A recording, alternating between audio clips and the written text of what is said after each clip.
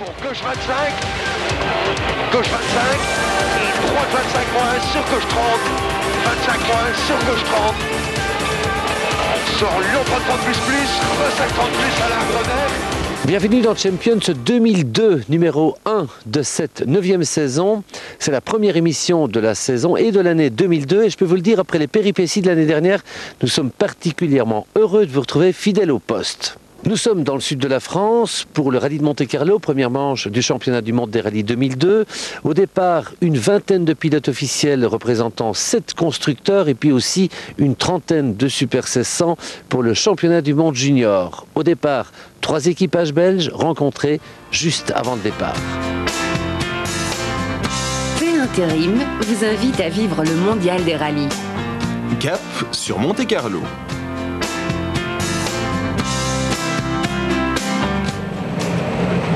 Freddy Dwax est toujours pilote d'usine. Il a quitté Mitsubishi pour Hyundai. Pour Freddy et son copilote Sven Smets, chez les Coréens, c'est un peu une nouvelle carrière qui commence. Jusque maintenant, tout se passe bien. Tout le monde sait bien qu'il y a encore beaucoup de travail. C'est une jeune équipe et on doit travailler encore beaucoup. Mais notre but, c'est pas être premier ici à Monte-Carlo. On veut avoir une bonne voiture vers le 4e, 5e rallye. Pour Freddy, au Monte-Carlo, il n'y a donc pas de pression excessive. Mais il est clair qu'il va quand même vouloir faire un résultat. Bruno Thierry est le 2e Belge engagé au Monte-Carlo sur la Peugeot 206 belge de Peugeot Belgique-Luxembourg, préparée à Nanine, près de Namur. Au Monte-Carlo, Bruno va découvrir la Peugeot 206 en course. Je vais partir crescendo et voir comment ça se passe. J'ai l'air très à l'aise avec la voiture va bien. Bon, ici il fait archi sec pour l'instant. Le temps va, à mon avis, rester comme il l'est pour l'instant, comme on l'a du moins vécu pendant les reconnaissances. Et puis après on verra. Hein. Avant le Monte-Carlo, Bruno a fait 4 jours de test. Et il a été impressionné par la double championne du monde. J'ai été impressionné par sa stabilité dans le rapide, son confort de pilotage aussi, et aussi maniabilité sur la neige, relativement sympa. Je crois, mon petit doigt me dit que sur la terre, on devrait se faire plaisir avec cette 206. Mais la terre, ce sera pour plus tard dans le cadre de son programme de 11 rallyes, un programme privé très ambitieux. On n'a pas de complexe à avoir, on est une équipe belge et je pense qu'elle est fière de l'être. Peugeot Belgique a quand même ces dernières années montré qu'ils étaient à la hauteur. Donc l'objectif pour nous, c'est de se promener au milieu des équipes d'usine dans les classements et je pense que c'est un objectif qui est réalisable pour nous. Un peu comme Freddy Dwax chez Hyundai, Bruno Thierry démarre ici une nouvelle carrière de pilote privé. 3e et dernier Belge au départ, François Duval en Ford Puma, face à 30 adversaires en Super 1600. Que vise-t-il, gagner ou terminer à tout prix sur le port de Monaco? Non, port de Monaco et essayer d'être sur le podium. Je pense qu'il y a beaucoup de pilotes, on ne sait pas comment ils vont s'habituer à leur auto, donc il y aura peut-être moyen de faire quelque chose de bien dès le premier rallye, mais s'il y a quelqu'un qui va très fort devant, on n'ira pas le chercher.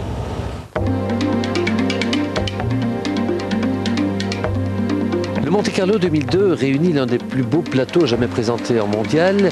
Et parmi ce plateau, beaucoup de ténors, dont la plupart ont changé de monture dans l'intersaison.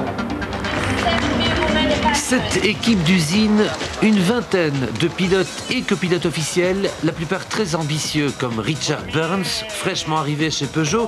Avec son titre de champion du monde, il portera le numéro 1. Tommy Mäkinen a quitté Mitsubishi pour rejoindre Subaru. Mitsubishi a 2 nouveaux pilotes, François Delecourt et Alistair McRae. Armin Schwartz sera l'équipier de Freddy Dwax chez Hyundai. Première journée du Monte-Carlo 2002, seulement 5 spéciales, mais 157 km extrêmement importants. Il fait beau, il fait doux, il fait sec, donc ça va chauffer. Mais avant d'aller en spécial, il faut d'abord passer le podium devant le casino et aussi rouler vers Digne. Incroyable. Une 206 ne veut pas démarrer. Gilles Panizzi partira quand même, mais la réparation lui coûtera 2 minutes 10 de pénalisation. Il est déjà hors jeu. C'est beaucoup plus grave encore chez Citroën. Le constructeur pourtant le mieux coté au départ. Après 5 km, le Suédois Thomas Radström s'immobilise, moteur cassé. Incroyable mais vrai. 2 km plus loin, Philippe Bugelski, l'autre vedette de Citroën, est aussi parqué, moteur également cassé. C'est la grosse cata pour Citroën qui prie maintenant tous les saints du paradis pour que la troisième Xara survive. Mais attention, il faut savoir que le moteur de Sébastien Loeb a été changé la veille en urgence après avoir cassé aussi, mais aux essais. Et c'est parti, maintenant dans la première spéciale avec Monsieur Richard Burns.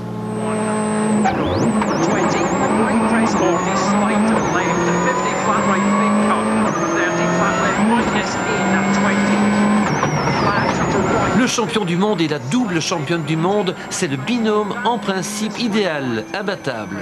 Mais on voit que Burns n'est pas très à l'aise sur les parties verglacées. Il lève le pied, c'est normal.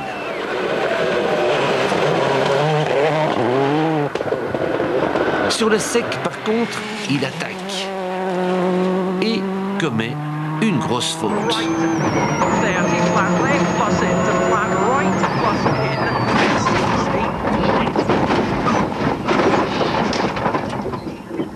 Heureusement, il est retombé sur un petit chemin en contrebas. La 206 n'est pas cassée. Il l'a échappé belle, il peut repartir. Mais il a eu très très chaud, le champion du monde au salaire mirobolant. Le roi Richard n'a pas envie de parler à l'arrivée. Il doit certainement se dire qu'entre la gloire et la honte, il n'y a qu'un tout petit pas.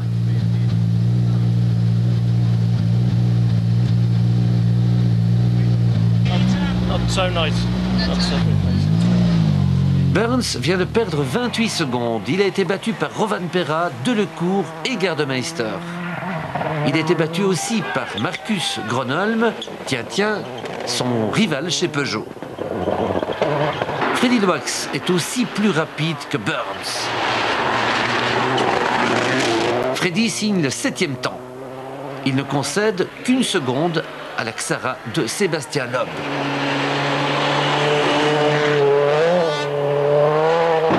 Les Ford Focus sont dans le coup. Colin McRae est 3e. Il a déjà enfoncé 24 secondes à son rival juré, Richard Burns. Mäkinen est 2e de la spéciale. 3 secondes devant McRae, mais il est battu d'un poil par Carlos Sainz. Sainz, premier vainqueur de la première spéciale dans le premier rallye, ça c'est bon pour le moral du Matador.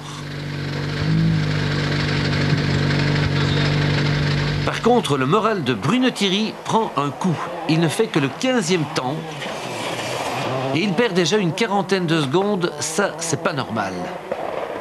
Des soucis d'amortisseur, la voiture très difficile à conduire sur le bosselet et on a des petites coupures moteur aussi. Et on pense qu'on sait ce que c'est le power shift, ce qui coupe l'allumage quand vous changez de vitesse, parce qu'il y a toujours une lampe allumée. La deuxième spéciale, à côté de Sisteron, est annulée. Des dizaines de milliers de spectateurs sont furieux. La raison de l'annulation, c'est la présence de trop nombreux véhicules stationnés le long de la route dans les zones verglacées. On s'envole pour la troisième spéciale, qui est une répétition de la première.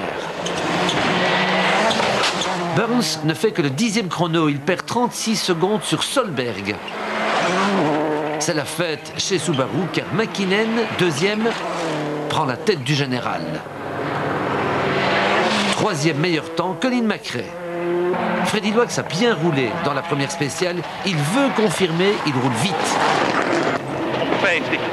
Mais l'ami Freddy va se faire surprendre sur un petit pont. Attention, regardez.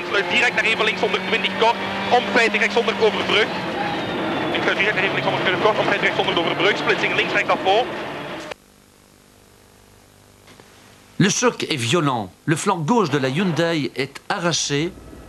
Freddy est blessé au pied gauche. Il est transporté à l'hôpital de Gap, puis rapatrié en Belgique. On lui place 2 vis dans la cheville fêlée. Il pourrait ne pas rouler en Suède. C'est possible, mais ce n'est pas la fracture qui est la plus grave, c'est plus que le pied qui est vraiment enflammé pour le moment. Et ça, c'est le plus gros problème. Mais rater Suède, ce sera embêtant aussi. Oui, ça c'est très, très embêtant parce qu'on aime bien le Suède. La voiture va pas mal pour le moment et on espère de faire un résultat bien là-bas et on veut vraiment rouler. Retour au Monte-Carlo, 3e spécial. Bruno Thierry ne fait que le 17e temps. Dans la 4e, c'est tout aussi mauvais, il est 16e. Mais que se passe-t-il ?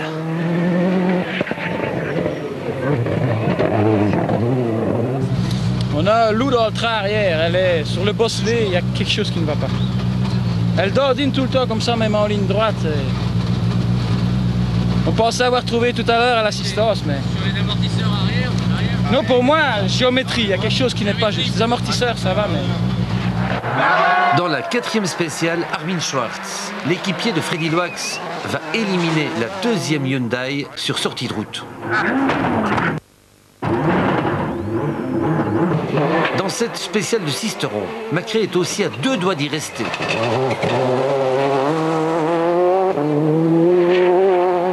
Don't cut and continues. And 3 right plus. And into 4 right, into 3 left minus, opens. Burns va un peu mieux, il est 6e. McKinnon, par contre, va moins bien. Il n'est que 5e. Because at first I tried to turn with handbrake and then it took ice to the front wheels and it went straight and then I had to start forward, backwards, whatever. We lost easily half a minute for that. Para derecha buena más, se abre. Encore un ténor en difficulté, Carlos Sainz a perdu sa direction assistée. Qui donc émerge en tête de Sisteron, l'épouvantail du Monte-Carlo, le cauchemar des rallymen? Eh bien, c'est lui, le pilote de la 3e Xara, le pilote de la seule Citroën rescapée, Sébastien Loeb. Meilleur temps 18 secondes. Bien roulé, vraiment bien roulé. Super assuré dans la neige, aucune glisse. À l'arrêt, les spectateurs ils pleuraient, mais vraiment propre. Je voulais pas faire d'erreur là-haut et dès que c'était sec, je mettais tout ce que je pouvais. Bon choix de pneus. J'avais peur à un moment qu'ils ne tiennent pas jusqu'au bout, mais en fait ils ont bien. J'étais non. Tu dois tendre un peu. Ah oui, tendre. Ouais. Là c'est aussi la tête du rallye. Ben super. Dans la 5e et dernière spéciale du jour, Loeb assassine tout le monde, McKinnon perd 30 secondes et Macrae 37. Sébastien Loeb n'en revient pas des écarts qu'il vient de creuser. Au général, je crois que c'est McKinnon qui est 2e à 35, il me semble, et Gronholm à 58, si je ne me trompe pas. Et après les autres, c'est 1 minute, 2, 3. Je sais pas. Fou, non? C'est bien, mais c'est encore long. Hein. Sur ce rallye, il y a moyen de faire des gros écarts, d'ailleurs on l'a vu ici, donc il faudra faire attention à ne pas se laisser surprendre demain et pas faire d'erreur parce qu'il y a demain matin dans Villars, ça va être très piégeux, il va y avoir des plaques de givre. Parlons pas trop de demain, parlons d'aujourd'hui. Je t'imagine que ce qui se passe ce soir, ça doit vachement vous rassurer par rapport aux inquiétudes que vous avez dû avoir le matin, quand vous avez appris la casse simultanée des 2 moteurs de Bugalski et Redström. C'est vrai que nous on avait cassé le moteur au shakedown. On avait mis un moteur d'une ancienne génération par la suite et puis après l'abandon des 2 autres voitures, on était bien content d'avoir mis un ancien moteur et qui a priori n'a pas le défaut que pouvaient avoir les autres. Donc là la voiture marche bien, je pense qu'au niveau du problème qu'on a eu sur les autres moteurs, ça doit être bon sur celle-là, donc pour l'instant tout va bien. Après 1h17 de sprint, Loeb domine McKinnon, Macrae, Gronholm et Sainz. Premier leader, l'Espagnol est déjà à 58 secondes. Bruno Thierry termine la journée en force avec un 10e temps. Il Il devance 6 voitures d'usine et s'intercale entre les Peugeot officiels. Dans l'équipe belge, le moral et l'appétit sont revenus, car on sait maintenant que c'est un appareil de mesure défectueux qui avait déréglé les géométries. Bon, au début, on n'était pas sûr, on tournait autour des 14e, 15e, 16e temps. Est-ce que c'est logique ou pas, alors que tout le monde était là? Et je crois que non. Maintenant, l'auto est capable de faire mieux, on vient de le prouver. Et bon, demain, on va continuer sur ce rythme-là. Hein. Quant à François Duval, il est 2e de la catégorie junior, mais ceci c'est une autre histoire qu'on vous racontera plus tard. Voilà, le port de Monaco est complètement illuminé pour célébrer la prise de pouvoir de Sébastien Loeb et de sa Citroën Xara. Un peu surprenante, vous l'avouerez. Voyons voir si demain, Sébastien pourra contenir les assauts de tous ses adversaires. Les spéciales seront uniformément sèches et on se rapproche de Monte-Carlo puisqu'on roule immédiatement dans l'arrière-pays. Puisque les routes sont sèches, les observateurs attendent Gilles Panizzi, le grand spécialiste de l'asphalte.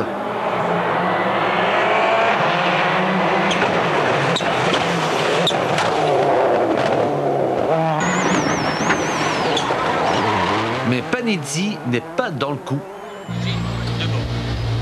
Ouais, ça va pas. Voilà.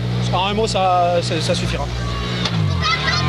Le champion du monde, Richard Burns, n'est pas non plus très à l'aise.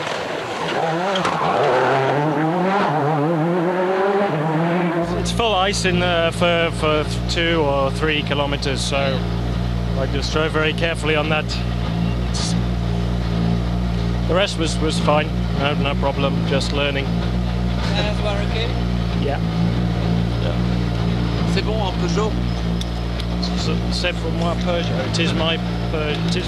What? Vu le retard de Burns, Colin McRae a décidé de ne pas jouer avec le feu. Il reste en position d'attente, satisfait d'être dans le top 5. Quant à Carlos Sainz, il est rapidement calmé par une touchette.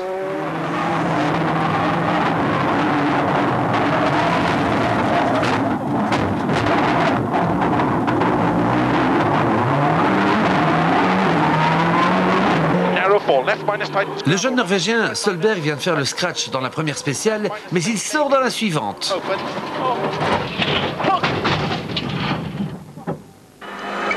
Il rectifie l'avant et l'arrière de sa Subaru. Le voici aussi calmé.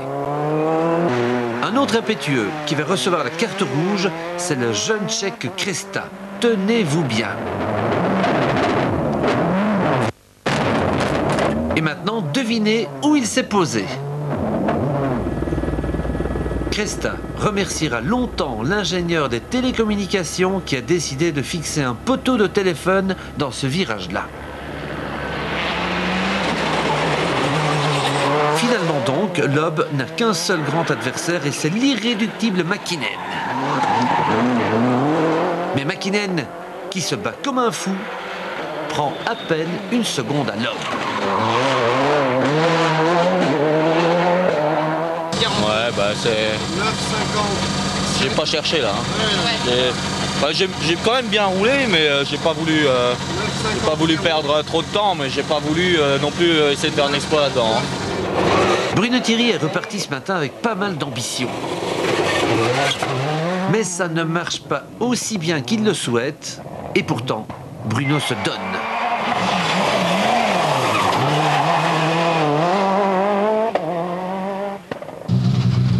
J'ai l'impression que je n'avance pas, dans les temps c'est pas si mal, mais au niveau comportement, elle souvire un peu trop dans le serré, et ça c'est depuis que j'ai essayé l'auto.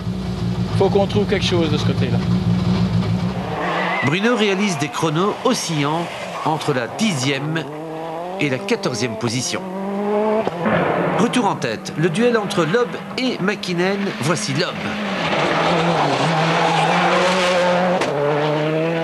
Même virage, Mäkinen en pleine attaque.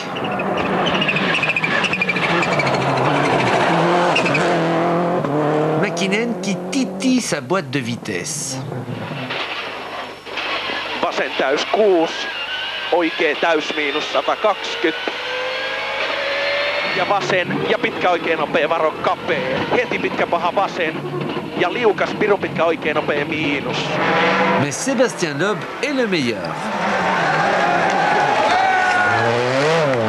Dans la 7e spéciale, il prend 10 secondes aux Finlandais. La France entière commence à rêver à la victoire de Loeb sur Mäkinen. D'autant plus que tous les autres accumulent, comme Macrae, des erreurs.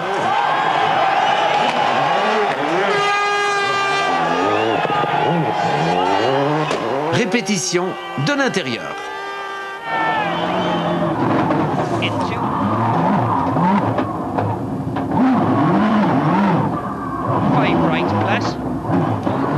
Mäkinen se fâche. En 2 spéciales, il reprend 20 secondes à Sébastien Loeb. Mais Loeb réagit et lui en reprend 8. Mäkinen contre-attaque. Il reprend 7 secondes. Mais Loeb reste au commandement. Sur la journée, il n'a pratiquement rien perdu sur Mäkinen.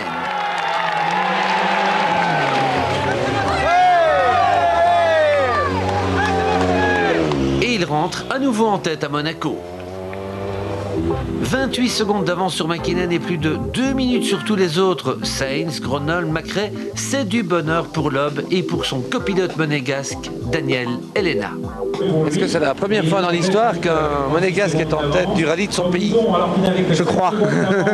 Je crois, ouais. Du moins, je sais pas dans les années 50, des trucs comme ça, mais maintenant, depuis les rallyes vraiment un peu modernes, oui. Voilà. C'est quoi comme impression? C'est un rêve de gamin qui se réalise. Bruno Thierry apprivoise de mieux en mieux sa lionne. Il est de plus en plus à l'aise sur le verglas.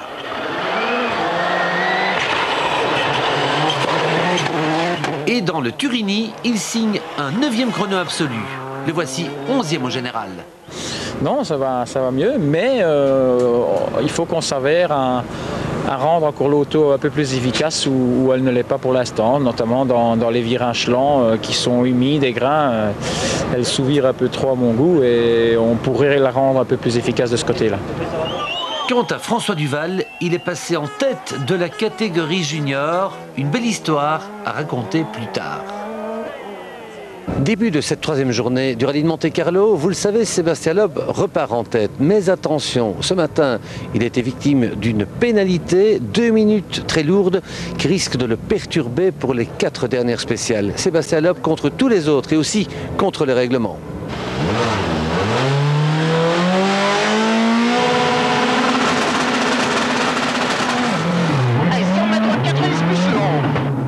En fait, l'assistance Citroën a commis une erreur en changeant les pneus la veille au soir, alors que le règlement prévoit que ça doit être fait le matin.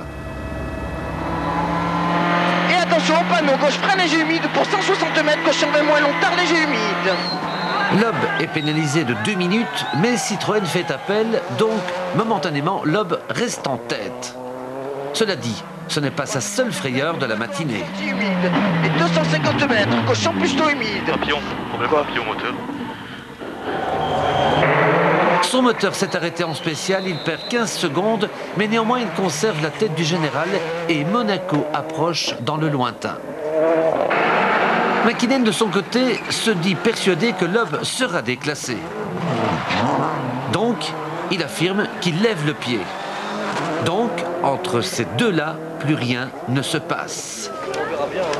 Et la foule prie pour que Loeb gagne sur le terrain le Monte-Carlo avant de le perdre peut-être sur le tapis vert.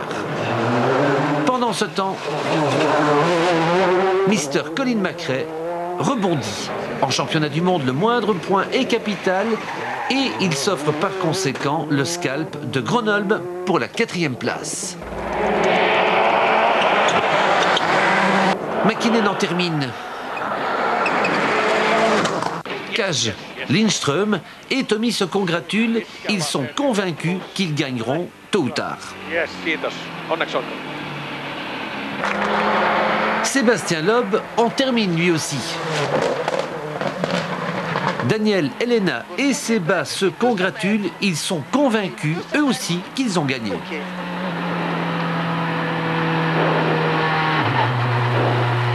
C'est pas le quand on l'aura gagné moralement.